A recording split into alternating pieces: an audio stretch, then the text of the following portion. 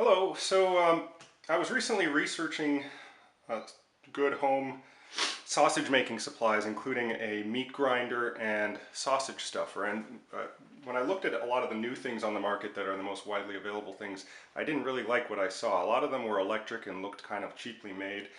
When you look at reviews on them, and in my limited experience in the past, they seemed pretty flimsy, that with a lot of use they start to break down and don't have a very long life.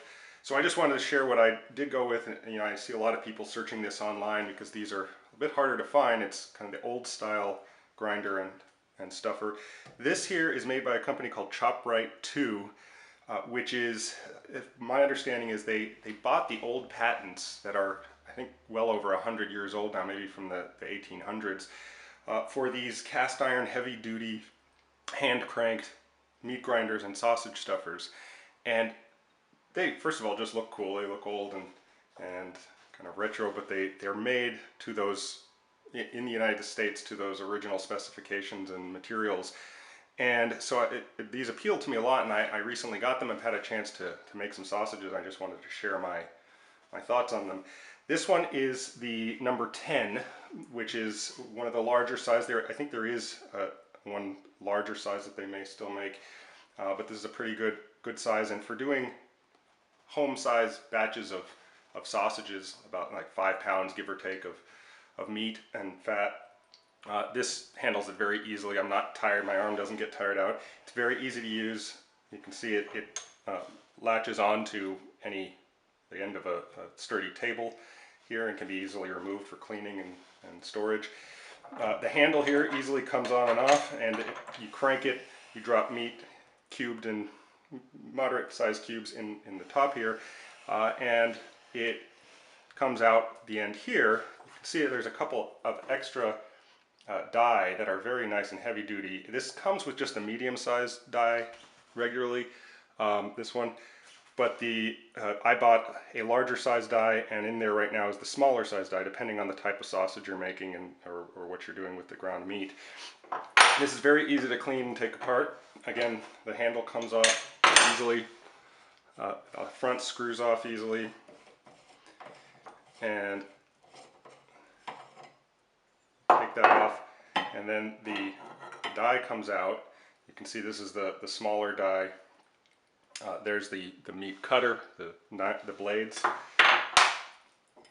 In there you just pull out, and this is the screw that pushes the meat forward as you add it in, and then pushes it against the plate that is then cut and pushed through the die of the die plate. It has a little washer here, and that's really it. Those are all the parts that comes apart into. You can easily clean it out when you're done, and then reassembly is very easy. Just line this up like that. Oops, I forgot the blade, which goes in there, and again it screws back on.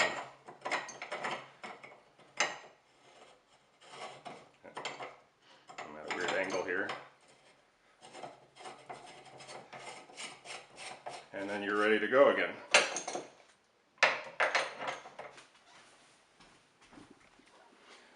The other thing I wanted to show you is this big beast here. This is the Rite 2 larger size sausage stuffer. They also say it's a lard and fruit press, although I haven't used it for that. I'll show you it has some additions that allow you to press other things other than sausage stuffing. You can see this tube at the bottom here. It comes with this plastic one. You can get replacements of different size, or I think they make stainless steel or aluminum ones. That's what you load your sausage casings on, whether you're using hog casings or whatever they are. After soaking them, you slide them on here so that when you press the sausage meat, it comes out the end and into it easily fills the sausage casings as you go. Now, this is a huge, heavy all cast iron thing that it weighs, I think, about 70 pounds. So it's heavy to move around. It's obviously a big thing to store, but if you use a lot, this is really the nicest and most sturdy thing of its type I've seen. I didn't mention earlier that I think the original patents were by a company called Enterprise, whose doesn't exist anymore, and you can still find on eBay and things old versions of these. Again, the same material, same original design and patents. But these are made now by Rite too, which is a newer company that bought those patents. And this is very easy to fill. You unlatch it, and the top, when the press plate is at the top position, the top easily swings out of the way, and you can fill here with meat.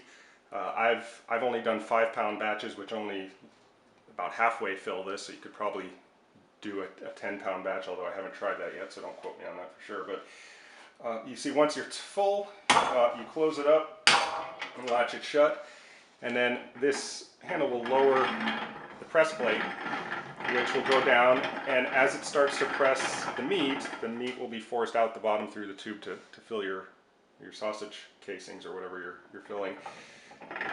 The other thing I should mention about, and it works very well, the only thing that I'll say is that on a 5-pound batch, at the very bottom there's a little area where the funnel area where the meat goes towards this tube, and that does fill with meat, and when this press plate gets all the way to the bottom, there's still some meat in there. So you actually do lose maybe a sausage or two worth of meat at the bottom there. You could use that for something else. You can make it for, just cook it as caseless sausages, which is what I've done. Or use it for another batch of sausages to follow. But the one other thing I wanted to point out was that this comes with this, I don't know if you can see that there, this cage or basket that goes inside when you change the press plate here. You can see I haven't used it yet.